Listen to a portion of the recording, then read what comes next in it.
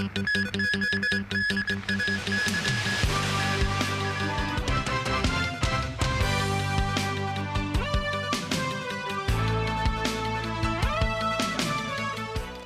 pause in fighting comes as a belated relief to hospitals in Gaza. Only 2 hospitals are reportedly still operating in northern Gaza. Inside Al-Shifa, the largest hospital there, only 2 doctors remain, trying to take care of about 200 patients. This as Israel has detained the director of the hospital. This report from NBC News. Tonight, as fighting rages across Gaza, a temporary ceasefire just hours away, Ahmed Mukhalalati, one of 2 remaining doctors at the besieged Al-Shifa hospital, tells NBC News. The Israeli soldiers and officers are pushing him and say, if you don't leave the hospital, your life will be threatened. How are you going to leave Al-Shifa? To be honest, I don't know. Once a refuge for tens of thousands of Gazans fleeing the war, now Mukhalalati says there are only 200 patients left, too sick to leave on their own. Patients are here with all kinds of injuries. We can't save them. We keep losing them. We lost a patient overnight, and we lost another one yesterday evening. Today, the Gazan Health Ministry announced there'd be no more convoys of ambulances out of Al-Shifa after the Israeli military arrested the hospital's director. While he's not been charged, the IDF has accused him of collaborating with Hamas. They tried to ruin this tunnel in order for us not to be able to enter. After the Israeli military discovered several tunnels beneath the hospital complex, once used, they allege, as Hamas military headquarters. Above us is a hospital, above us, patient, wounded, doctors, all being a human shield. This as the IDF faces international pressure to justify its seizure by force of the largest hospital in Gaza. The Israeli military found tunnels under Al-Shifa. And medical staff who were treating the patients. What's under the ground is under the ground. The WHO tells NBC News there are only 2 of 24 hospitals still operating in northern Gaza. Tonight, there's fear that without a full ceasefire, there soon won't be any hospitals left. Erin McLaughlin, NBC News, Tel Aviv. Back in Hong Kong, the contractors involved in yesterday's fatal accident at the Peak have been suspended from tendering for public works contracts. The contractor also has to conduct an independent safety audit to review its safety management system. Then it is required to submit an improvement action plan and have the measures implemented before the Bureau considers removing the suspension. Wai Leung from the Hong Kong Construction Industry Employee General Union said the sector has not seen the Labor Department step up inspection efforts lately. He added, even after the amendment bill was passed in April to raise the cap of penalties for serious industrial accidents from $500,000 to $10 million, the number of accidents saw no signs of reduction. British pharmaceutical company Astra Zeneca has set up a research and development center in Hong Kong. The company said it will expand its research team in the SAR with a focus on treating tumors, cell therapy, and genome editing. Timothy Lee tells us more. A plaque unveiling ceremony for the research center was held at the Central Government Complex, officiated by Financial Secretary Paul Chan. AstraZeneca is among a number of strategic partners of the government's Office for Attracting Strategic Enterprises. The pharmaceutical giant's vice president, Liang Wang, said the company began discussing with the SAR government about expanding its business in Hong Kong last December and met with Chief Executive John Lee on several occasions. He said AstraZeneca's Hong Kong-based research center team is hoping to expand to 100 people in 5 years, focusing primarily on tumor treatment, cell therapy, and genome editing. Regarding Hong Kong's capability in pharmaceutical production, Wang noted the UK-based company will consider the option if there is more available land, but said it is open to establishing smaller biological facilities in the area. Financial Secretary Paul Chan said he is encouraged by AstraZeneca's decision to build a development facility in the city. He added it is the first such center established by the world's top 10 pharmaceutical companies in Hong Kong. Chan stressed there is still a lot of space for cooperation between the research center and medical researchers in the Greater Bay Area. Timothy Lee, TVB News. The Legislative Council passed a motion of thanks for the 2023 policy address on Friday. At today's meeting, lawmakers debated topics including land supply, childbirth policies, and youth development. Lawmaker Tang Ka-piu proposed a change in housing policy. He said the current one does not help public housing residents to be upwardly mobile. Tang believes authorities should make young people aware of the importance of saving money to be put towards property. Chief Executive John Lee thanked Lechko for passing the motion and said the administration will review opinions to meet the expectations and needs of the public. Pigs at 2 Yuen Long pig farms tested positive for African swine fever virus recently. But the Agriculture, Fisheries and Conservation Department say there is currently no evidence the virus is transmissible between pigs and humans. The cases were found in 2 farms at Lao Fao Shan. Authorities tested the samples of 62 pigs from 1 farm on Thursday. At least 5 pigs had the virus. All 1,900 pigs at the farm will be culled on Saturday. Meanwhile, several pigs tested positive for the same virus at another farm earlier this month. Over 5,000 pigs on that premises were culled on Tuesday. Lawmaker Stephen Ho from the Agriculture and Fisheries constituency said the incidents will not affect the prices of pork. Taiwan is poised to elect its leader in January 2024. The main opposition parties, including the nationalist Kuomintang, failed to achieve a joint bid for the leadership role. In other words, they will likely contend against the ruling Democratic Progressive Party separately. Tech tycoon Terry Gou has also formally dropped out of the race to rule the island. A failed bid for unity to unseat the ruling Democratic Progressive Party by Taiwan's main opposition party, Kuomintang, or KMT, and the smaller Taiwan People's Party, TPP, 1 day before the deadline for candidacy registration. Both KMT and TPP want to forge closer ties with Beijing, but the possible joint ticket failed on Thursday in an angry showdown on live television.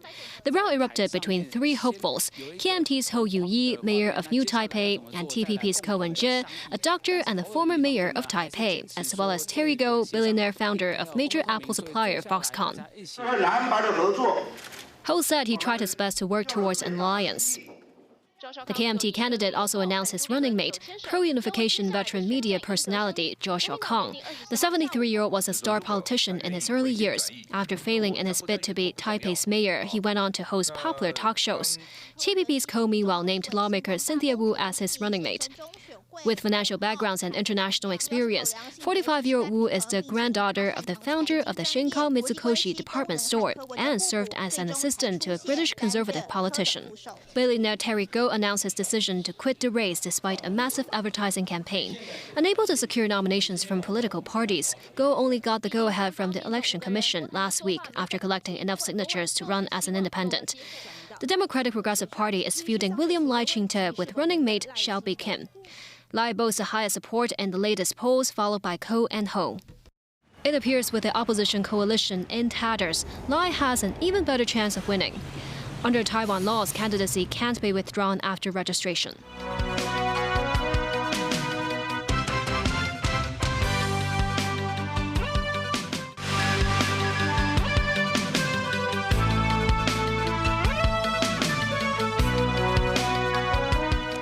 Welcome back.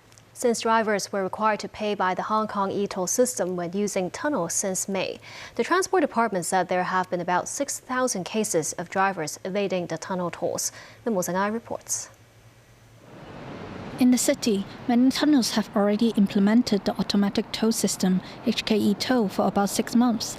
Most drivers have adapted to the new way of things and registered for an account and obtained a vehicle tag, though over 200,000 vehicles have not yet set up automatic payment.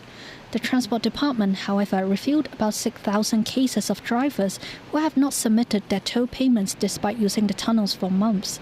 The department believes the drivers are evading the charges deliberately and says such cases will be taken to court. Albert Ho, principal officer of the Transport Department, said the decision to involve justice authorities came after the drivers ignored the reminder letters sent out by the department. Nonetheless, Ho stressed evasion only involves a small number of drivers. President of the Hong Kong Automobile Association, Rango Lee, said the government should provide more assistance to drivers regarding their auto payment. E-tolls are common around the world. If you hire a car in Australia, for instance, you will find an electronic payment sensor has already already be installed. Meanwhile, the payment will be taken from your credit card, he said. Lee also suggests authorities should maintain manual toll booths to avoid emergency situations. News 9, TVB News. The government flying service and the Hong Kong Observatory have been using a dropsonde system in missions to better predict the path and strength of tropical cyclones. Dropsondes are instruments released from aircraft to collect meteorological data. They were deployed during Typhoon Saola in September. The instruments helped gather images of the eye wall of Saola. Introduced in 2016, 57 dropsonde missions have been undertaken and collected data for 38 tropical cyclones. They include notable events such as Typhoons Mangkhut and Hato in 2017. Overseas, a South Korean court has ordered Japan to compensate a group of 16 women who were forced to work in Japanese wartime brothels. Japan's Chief Cabinet Secretary Hirokazu Matsuno called the ruling extremely regrettable. The Seoul Central District Court had dismissed the case in 2021. The Seoul High Court reversed the lower court's decision, recognizing the jurisdiction of South Korean courts over the Japanese government. The court also said the case falls within South Korea's jurisdiction, as the plaintiffs live in the country. The victims are seeking compensation over acts that are deemed unlawful under Korean civil law. North Korean leader Kim Jong-un heralded the country's recent launch of a spy satellite, saying it exercised its right to self-defense. Kim visited the National Aerospace Technology Administration to applaud space scientists and technicians. He said Tuesday's launch was an eye-opening event in the face of the dangerous and aggressive moves of hostile forces. South Korean officials said the latest launch most likely involved Russian assistance. State media photographs showed Kim's family members joining the leader to celebrate. Kim's daughter sat next to him at the banquet, wearing a T-shirt with NATA's logo. His wife's sister, rocket scientists and engineers were also there. In Ireland, violent clashes broke out in the center of the country's capital, Dublin, after a 5-year-old girl was seriously injured in a knife attack on Thursday. They also saw a woman and 2 other young children hospitalized. Daniel Rao tells us more. A 5-year-old girl is receiving emergency treatment after sustaining serious injuries in the stabbing, which took place outside a school on Dublin's Parnell Square shortly after 1:30 p.m. local time on Thursday.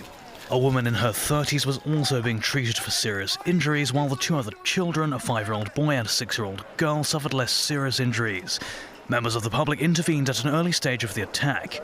A man in his late 40s, also being treated for serious injuries, was arrested by the police, who said they're not looking for any other suspect. The police said they believe it was a standalone incident and not necessarily connected to any wider issues that are ongoing in Ireland or in the city. But a potential terrorist link was not ruled out by Irish authorities. The police would not comment on the nationality of the detained man. The scene was still sealed off shortly before 6 p.m. when a group of around 50 anti-immigrant protesters briefly broke through a police barrier.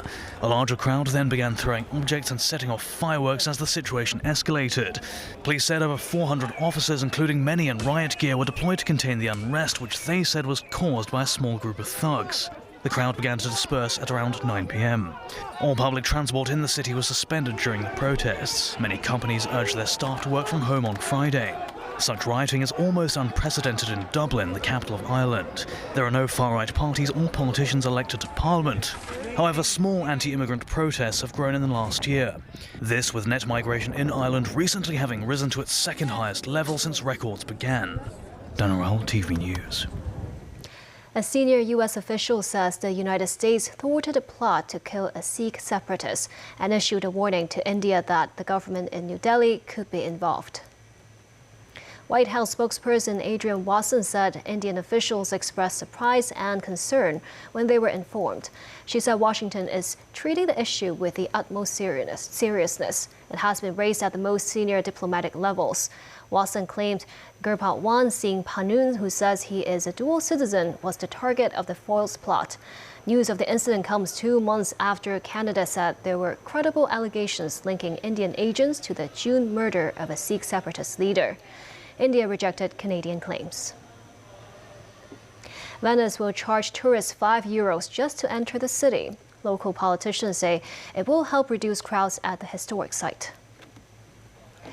Famed for its ancient buildings, canal-linked islands, and gondolas, Venice is rolling out a pilot next year, which it calls the Tourist Contribution Program. Authorities insist it is not about making money, but an experiment to see if they can manage numbers. The scheme will run between April and July. From January, travelers can reserve their day in Venice by registering online and paying €5. Exemptions apply, including visitors to concerts and some restaurants, as well as those who have accommodation booked in the city center. And that's the news. Thank you for watching.